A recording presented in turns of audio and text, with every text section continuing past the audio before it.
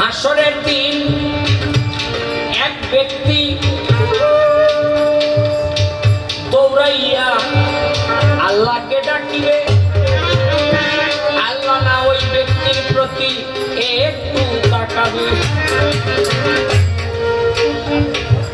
আপনারা আমার প্রতি কেউ রাগ করেন না, যে কথাটা শিরুন দেওয়ান সাহেবা জিজ্ঞেস করেছেন এটি হলো হাদিস বুখারী শরীফের কথা।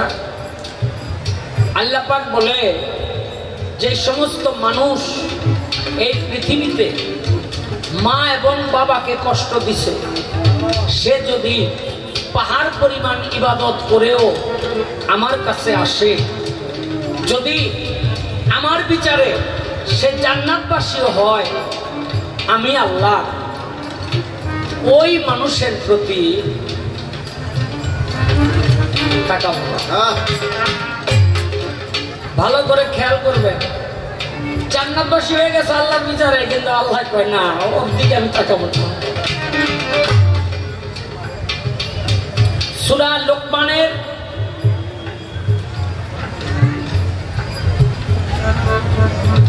14 নম্বর আয়াত পড়ে দেখবেন, আল্লাহ পাক বলে পৃথিবীতে তোমাদের মা বাবা যদি আমাকে আল্লাহ না মানে, একটা অন্য কিছুকেও তার সৃষ্টিকর্তা সাব্যস্ত করে, খবরদার তবুও সেই মা বাবার সাথে তুমি দুর্ব্যবহার করতে তো পারবা না, বরং সৎ ব্যবহার করো। আমাদের মধ্যে অনেক ছেলে পেলে আছে বউ পাইয়া মা বাবা ভুলে যায় আর যুক্তি দেয় আমার মায় ভালো না, আমার বউটারে খালি জ্বালায়। আছে না নাই? আমার বাবাই ভালো না, আমারে খালি জ্বালায়। কিন্তু আল্লাহ পাক বলে তোমার মা বাবা, আমি আল্লাহ, আমাকে মানে না, খবরদার তারপরেও ওই মা বাবার প্রতি দুর্ব্যবহার করতে তো পারবা না, বরং সৎ ব্যবহার করো। তাহলে মা বাবার গুরুত্বটা আল্লাহ পাক কি দিছে? এই জন্য আল্লাহ পাক বলে আখিরাতে ওই সমস্ত মানুষের প্রতি আমাকে যতই ডাকুক আমি তাকাবো না। যাক, একেবারে অল্প কথায় জবাব করে দিলাম। তো এখন আমার একটা প্রশ্ন থাকবে,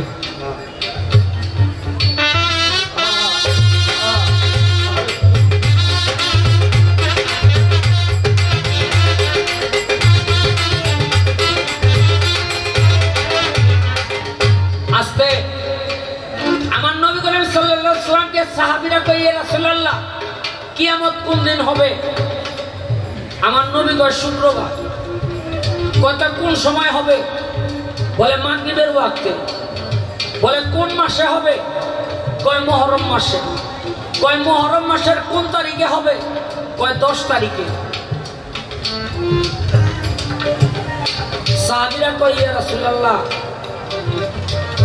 শুক্রবার পাইলাম, মাগরিবের ওয়াক্ত পাইলাম, মুহররম মাস পাইলাম, 10 তারিখ পাইলাম, কিন্তু কোন মুহররম মাসের কোন 10 তারিখে হবে? আমার নবী কয় ওই মুহররম মাসের ওই 10 তারিখের মধ্যে হবে, যেই 10 তারিখে এই একটা ঘটনা 2004 না 5000 বিজ্ঞানীরা কইছিল যে দুনিয়াটা কিয়ামত হয়ে যাইব। সেদিনও ওই শুক্রবারই ছিল, মুহররম মাসে ছিল। মানুষ গাঠি বস্তা মাথার মধ্যে লইয়া, বউ পোলাপান ব্যাগ লইয়া দেহি মসজিদের দিকে যায়।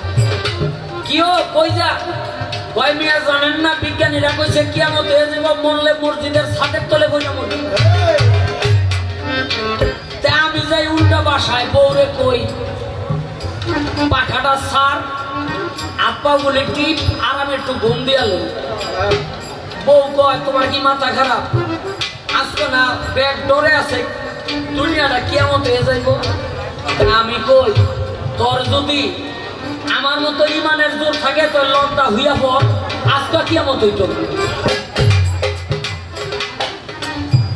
এই শিরিন দেওয়া, এই যে আমি কইলাম আজকে কিয়ামত হইতো না, আমি যে কইলাম কেন আমার বউরে যে আজকে কিয়ামত হইতো না, এটা কেন কইলাম এই জবাবটা তুমি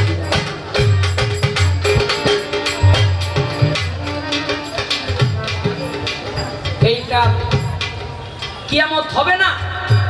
এই যে আমার বিশ্বাস, এই বিশ্বাসের সূত্রটা কি?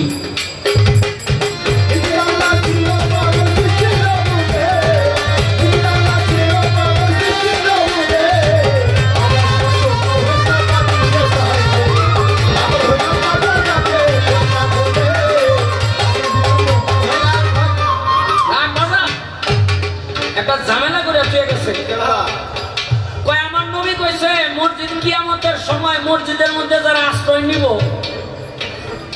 তারা এই কিয়ামতের কষ্ট আর ভোগ করব না।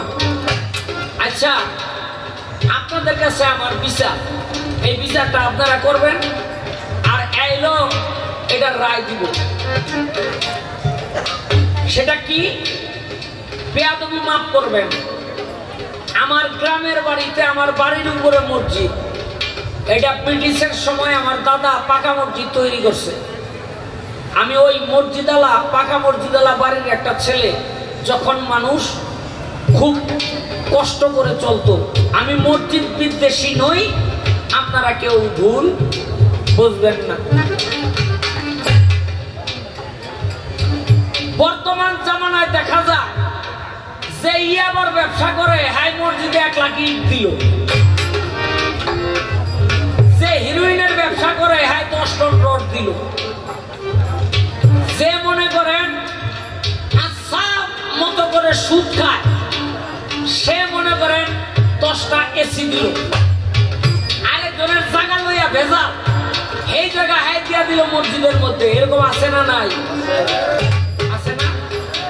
আচ্ছা, শিরিন দেওয়া ওই রকম একটা মসজিদের মধ্যে যদি কিয়ামতের আগে গিয়া কেউ ওঠে তাহলে হ্যাঁ কি নাজাত পাইব না পাইব না?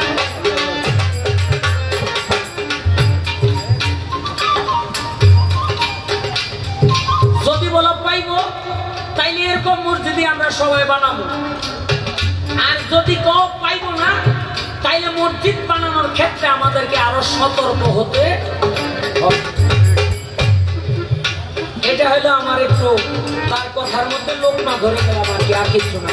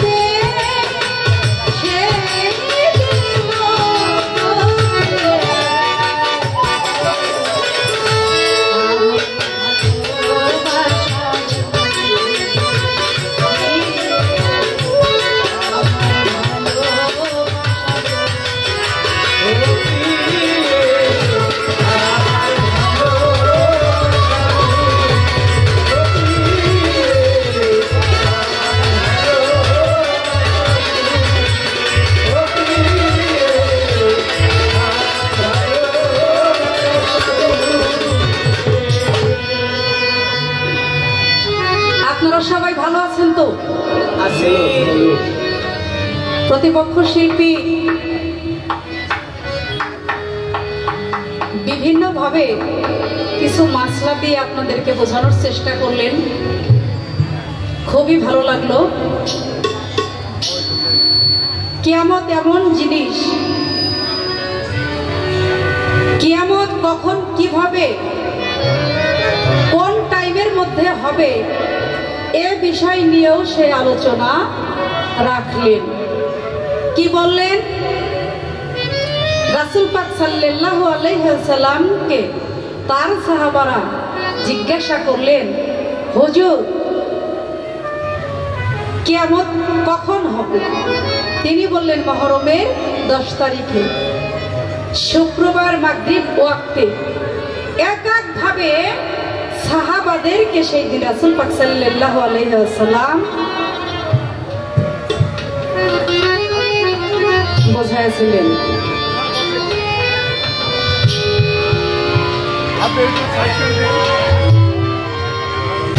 আগের মতো নাইতে মনে মানুষের ইমান, সেটা মানা কি আমাদের নমুনা, কি আমাদের নমুনা।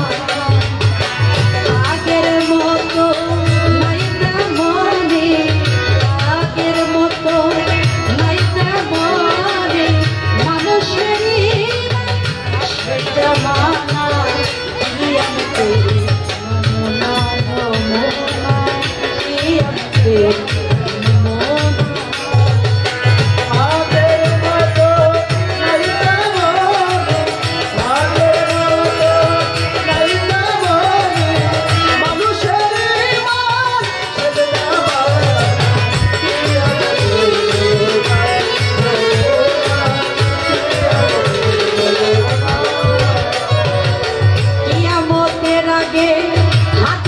শুনি উঠিবে উঠিবে মন নবীর বাণী। কিয়ামতের আগে হাদিসে শুনি উঠিবে উঠিবে নবীর বাণী।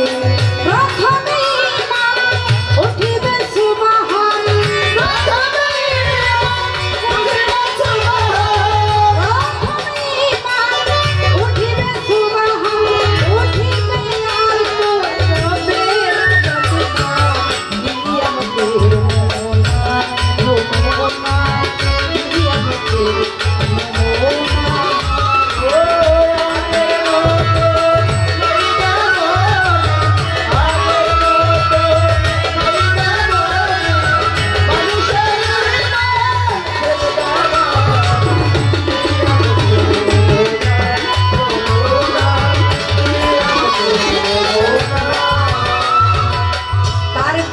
লজ্জা উঠিবে ভদ্রতা, বড়র প্রতি ছোটর রবে না মর্যাদা।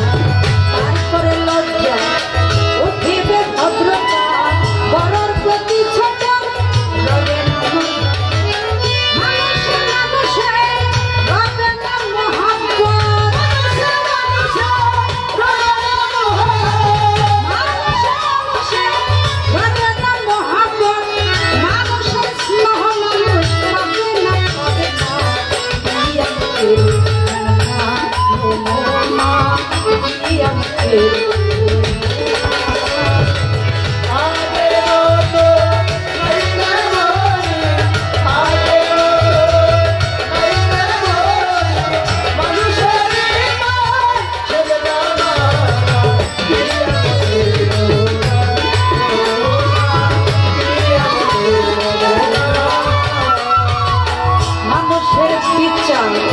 উঠেছে কি উঠিবে, নেই বিচার প্রভু পাবে না গরিবে।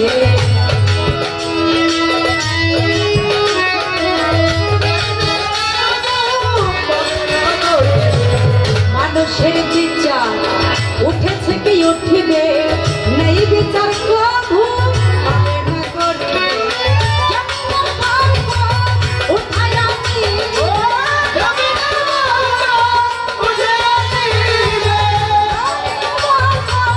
উঠাইয়া নিবে, উঠাইয়া নিবে সাইরা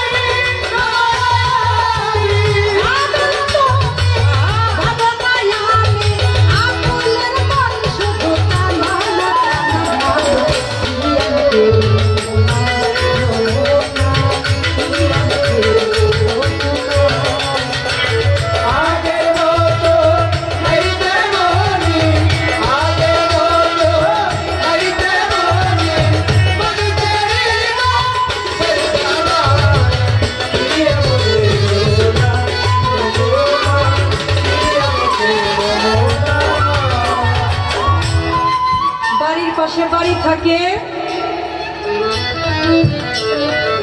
কথার পাশে কিন্তু কথা থাকে।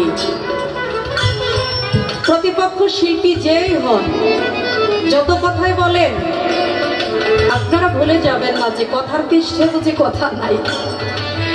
অনেক কথা বলা যাবে।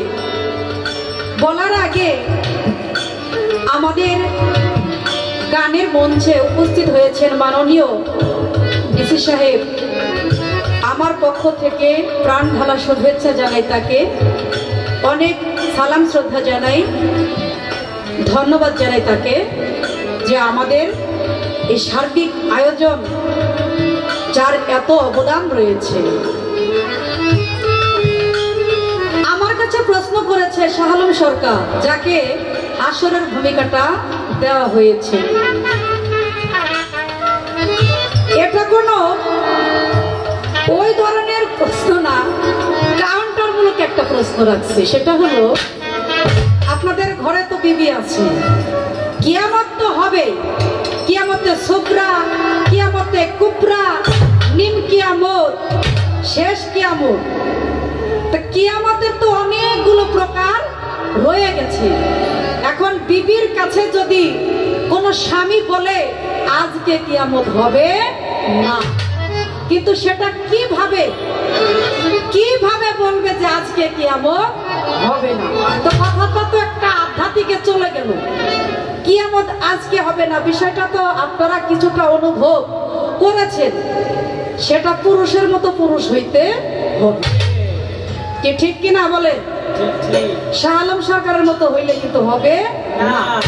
সেটা এমন পুরুষ হইতে হবে তার কিয়ামত যেন না হয়। সে যদি বলে আজকে এটা হবে, সেটাই যেন হয়। ওই ধরনের গুণ দিয়ে, ওই ধরনের মন্ত্র তন্ত্র জেনে, সাধন সিদ্ধি জেনে, যদি কেউ তার কলা কৌশলী জেনে যদি তার বিবির কাছে সেটা গিয়ে বলে যে আজকে কিয়ামত হবে না, তাহলে সেটা সম্ভব কখন? একজন নারী তার যদি সতীত্ব থাকে, তার সতীত্বটা যদি ঠিক থাকে, স্বামীর প্রতি যদি তার ভালোবাসা থাকে, মহব্বত থাকে, নবীর প্রতি যদি তার ভালোবাসা থাকে, মহব্বত থাকে, নবীজির কালেমার প্রতি যদি তার মহব্বত থাকে, ভালোবাসা থাকে, স্বয়ং প্রভুর ধ্যানে যদি সে মশগুল থাকে, সে বিবি যদি স্বামী প্রিয় হয়, আমার মনে হয় ওই বিবির মাধ্যমে স্বামীর কোনো ক্ষতি হবে না। কি কথা ঠিক কিনা বলেন? কিয়ামত হওয়ার কোনো ব্যবস্থাই নাই। তার সিম্পল একটি কথা দিয়ে আপনাদেরকে বুঝাই। মুসা নবীর ঘটনাটা তো অনেকেই আপনারা জানেন। তার প্রশ্ন থেকে, তার এই কাউন্টার থেকে আমার কথাটা মনে পড়ে গেল। মুসা নবী একদিন পাল্লা করতেছে তার বিবির সাথে। কি পাল্লা? বিবিকে বলতেছে, বিবি আজকে জানো না তোমার আজকে কিয়ামত করে ফেলাবো। এখন বিবি বলতেছে কিরকম? কই সে যে গুজে একটু রেডি হয়ে থাকে, বুঝতেই পারবা যে কেমন কিয়ামতটা আজকে হবে। মুসা নবী বিবিরে যখন এই কথা বলছে, জানেন না মেয়ে মানুষদের মন থাকে সব। এই মেয়ে মানুষ এতই কোমল হৃদয় তাদের যে স্বামীর ভালোবাসা পাইলে পৃথিবীর অন্য কোনো কিছু আর তাদের মনে করে না। স্বামীর কথাই তারা মেনে চলার চেষ্টা করে। বিবি তো সন্ধ্যার পরে সেজে গুজে এমন ভাবে স্বামীর জন্য সে রেডি হয়ে রয়েছে যে তার স্বামী কেমন কিয়ামতটা আজকে করবে এটার অপেক্ষায় সে রয়েছে। কিন্তু মুসা নবী যখন রাস্তা দিয়ে যায়, তখন কিন্তু আল্লাহ তাআলার সাথে একটু কথাবার্তা আদান প্রদান হয়। কিরকম? একটু কাটাকাটি হয়। মুসা নবীকে বলেছিল, মুসা আমি যদি তোমাদের মাঝে না থাকি তাহলে কোনো কিছুই সম্ভব না।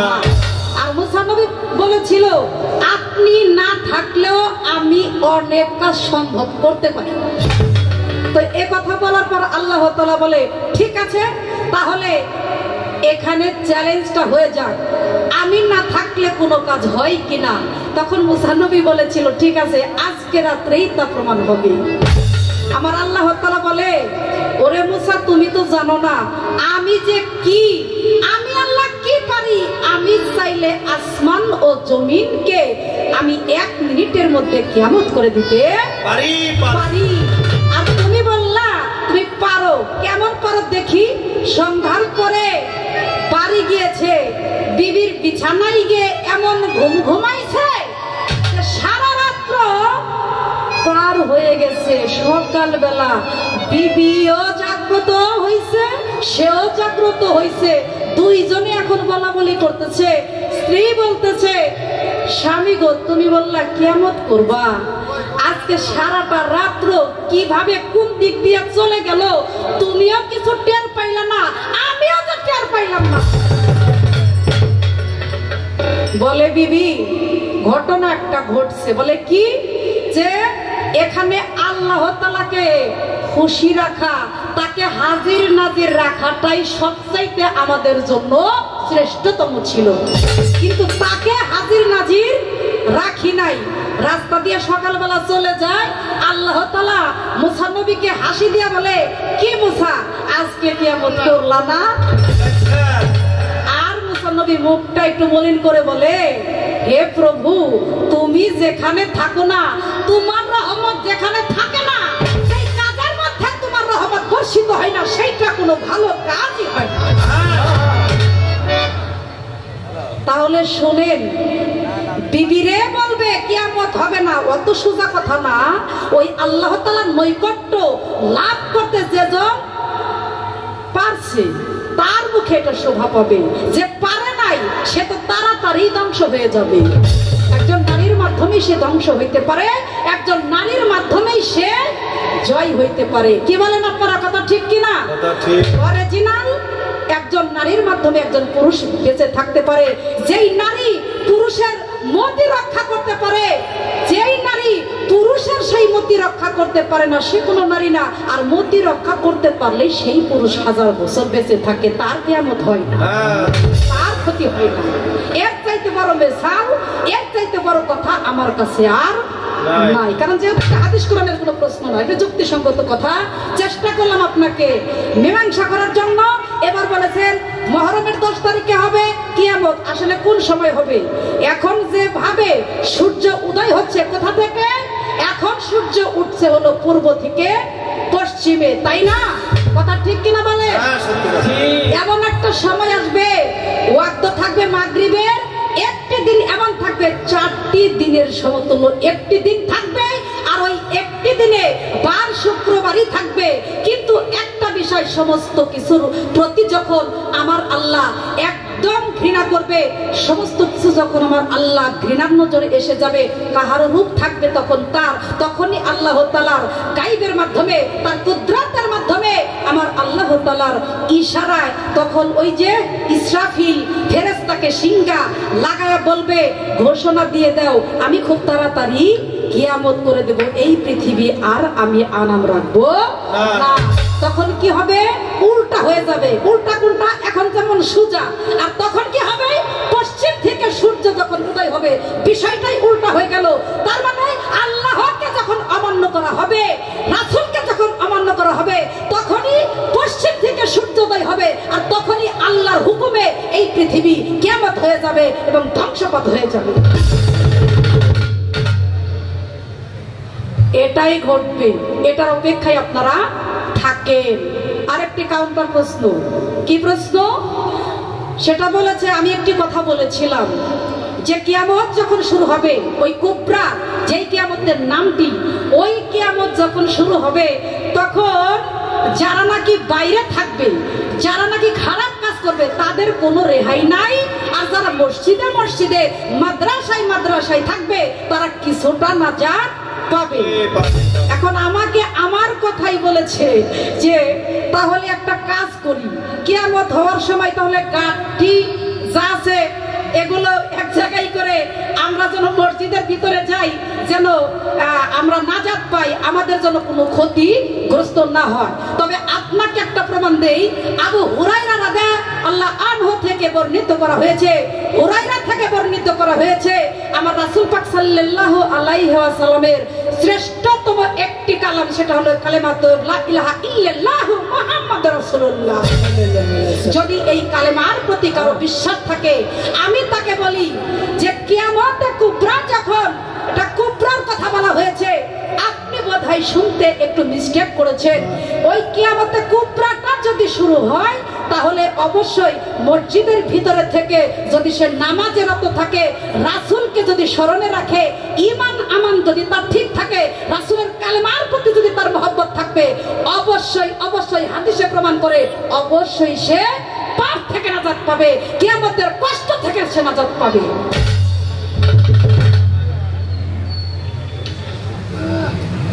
এই পর্যন্তই আপনাকে মীমাংসা করলাম, এর চাইতে বেশি কিছু বলার নাই। কারণ আল্লাহ তাআলা সবকিছু কিন্তু একসাথে ধ্বংস করবে না, মনে রাখবেন, সবকিছু একসাথে ধ্বংস হবে না। ওই হাদিস, ওই কোরআন হয়ে যাবে ওই যে মসজিদের খুঁটি, হাদিস প্রমাণ করে বুখারী ৫ম খণ্ড, মসজিদের যে খুঁটিগুলো রয়েছে ওই খুঁটিগুলো পানির মধ্যে ভাসতে থাকবে, তার মানে তখনও তারা ধ্বংস হবে না। তারপরেও খোয়াজ খিজির ২.৫ দিন পর্যন্ত বেঁচে থাকবে, তারপরে একজন ব্যক্তি থাকবে, অবশেষে সবকিছু ধ্বংস হবে। এত সহজ নাকি একসাথেই সব ধ্বংস হবে?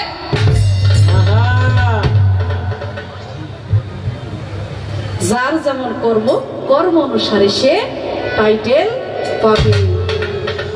মানুষের ভদ্রতা এগুলো রক্ষা করতে হবে। পবিত্র কোরআনের বাণী যেন আমরা অসম্মানিত না করি, এই দিকে যেন আমাদের লক্ষ্য থাকে। যাই হোক, একটি প্রশ্ন আমি তাকে করে যাই, কথা বললে কথার কোনো শেষ নাই, অনেক কথা বলা যাবে। একটি প্রশ্ন করব আপনাকে, বেহেশত অথবা দোজখের মধ্যে নিয়ে যাই, আল্লাহ তাআলা বিচার শুরু করে দিয়েছে, আল্লাহ তাআলা বন্টন করে দিয়েছে কে দোজখে যাবে, কে আবার বেহেশতে যাবে। যারা বেহেশতবাসী তাদেরকে বেহেশতে দিয়ে দিবে, আর যারা দোজখবাসী তাদেরকে দোজখে দিবে। এখন আমার প্রশ্ন, যারা বেহেশতে যাবে তাদেরকে কয়টি নহর দেওয়া হবে? আর যারা দোজখে যাবে, এই দোজখের শাস্তি কি দেওয়া হবে তাদেরকে? যারা দোজখে যাবে তারা নাকি পুনরায় বেহেশতে যাইতে পারবে, সেখানে নাকি আমার নবীজিরও সাফায়াত লাগবে না। আমার একটু জানার বিষয়, নবীজির সাফায়াত ছাড়াও যারা বেহেশতে যাবে, তারা কোন কর্মের বিনিময়ে তারা বেহেশতে যাবে? কৃষ্ণ প্রেমে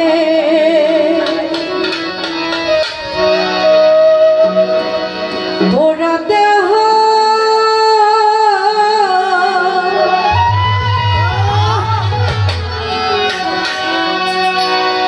ওরে আমি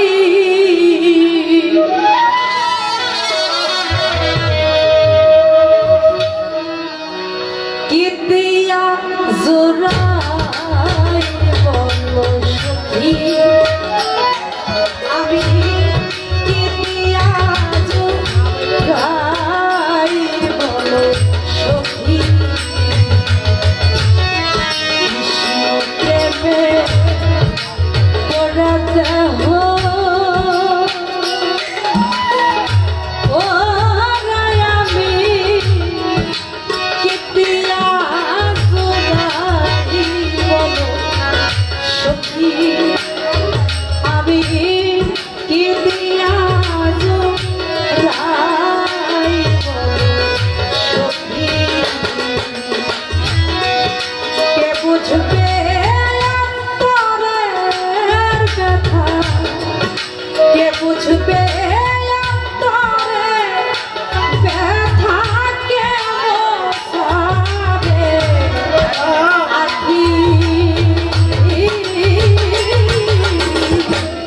কি দিয়া জোড়াই বলো সখী, আমি কি দিয়া জোড়াই বলো সখী।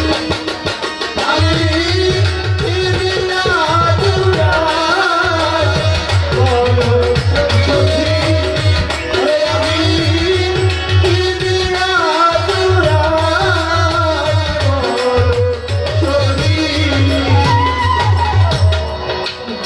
দেশে গেছে আমার বন্ধু শ্যামিকলা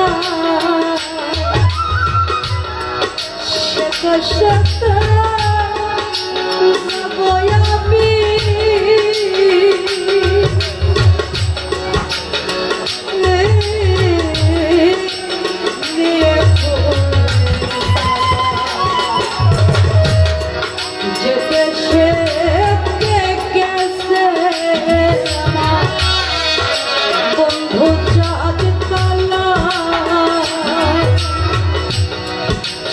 দেশে যাব আমি নিয়ে আমি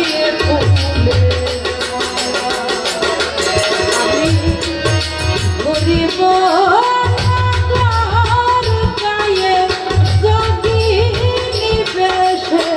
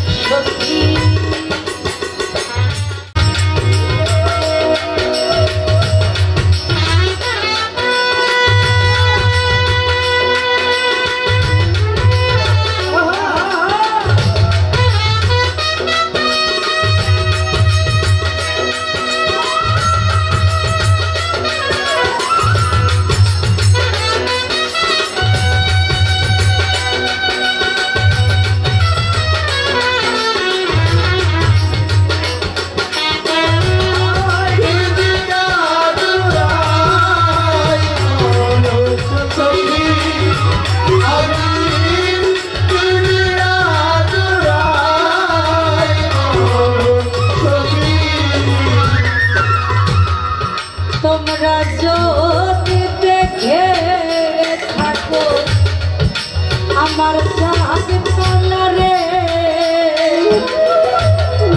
বলে দাও গো প্রাণ সখী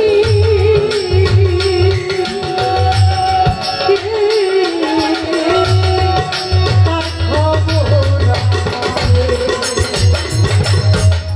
তোমরা যদি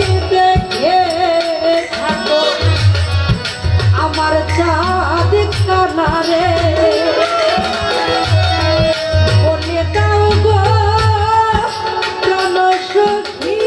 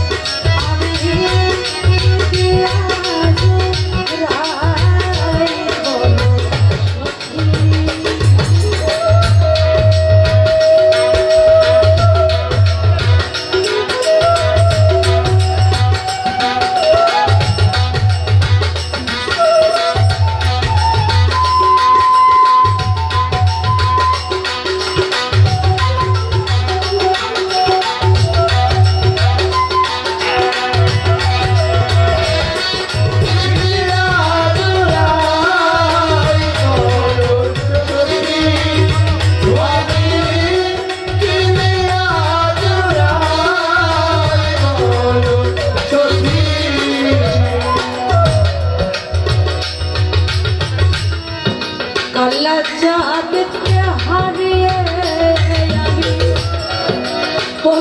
যোগিনী কত দিবা নিশি গেল কেমনে কালা চাঁদকে হারিয়ে আমি হলাম যোগিনী কত দিবা নিশি গেল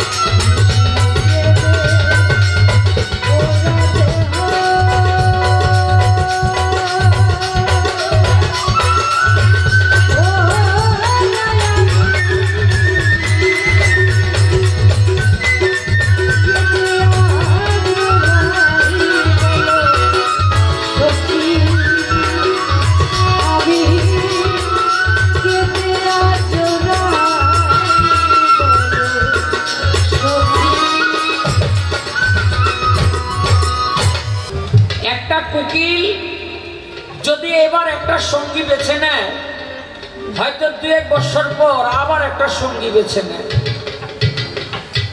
কিন্তু কাক জীবনে একবার সঙ্গী বেছে নেয়, আর যদি কখনো সেই সঙ্গী ছাড়া হয়ে যায়, দ্বিতীয়বার আর সে জোড়া বাঁধে না। কেন? সে মর্মে মর্মে উপলব্ধি করে যে সাথী হারানোর কি ব্যথা, কি জ্বালা, সেই ভয়ে দ্বিতীয়বার আর সেই কষ্টটা সে পেতে চায় না। ঠিক তেমনি করে এই পৃথিবীতে মনের মানুষ যে হারায় নাই, মনের মধ্যে তার বিচ্ছেদ বাসা বাঁধে নাই। আমি যারা মাকে হারিয়েছেন সেই মা হারা সন্তান যারা, তাদের উদ্দেশ্যে একটি গান আমি করব।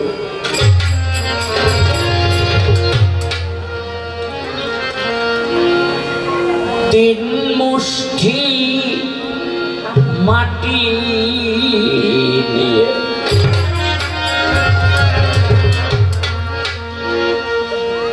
মা তোমার কবরে দিয়ে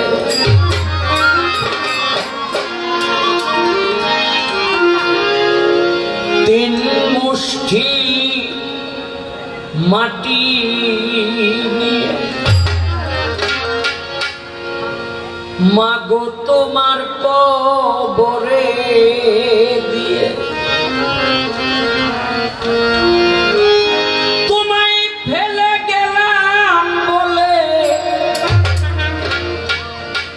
রাগ করো না গো,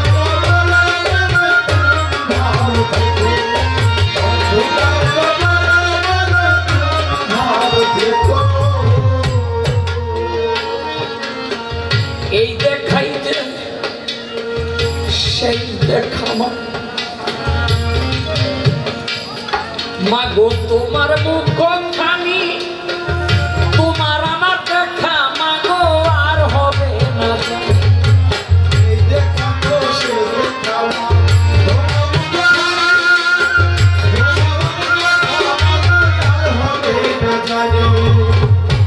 দেখাইলে সেই দেখা মা তোমার মুখখানি তোমার আমার দেখা মাগো আর হবে না দেখা হলে পরম পাবে আমারে খোকা বলে আদর করে কাছে তুমি দেখো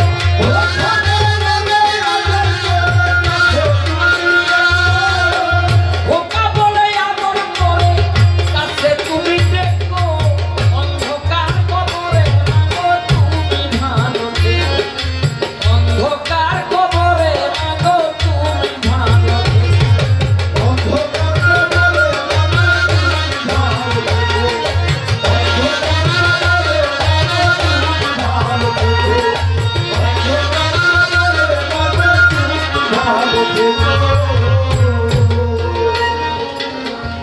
আমায় দিয়ে হয়নি মাগো মাগো তোমার সেবা করা তোমার এই অবাধ্য ছেলের জীবন ভুলে ভরা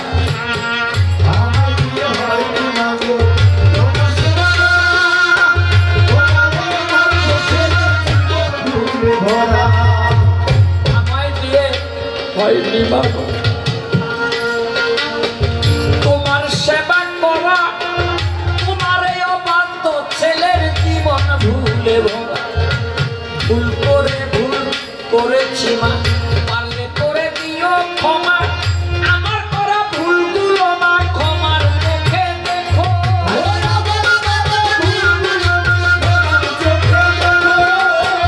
আমার করা ভুলগুলো মা ক্ষমার চোখে দেখো অন্ধকার কবরে অন্ধকার কবরে মাগো তুমি ভালো থেকো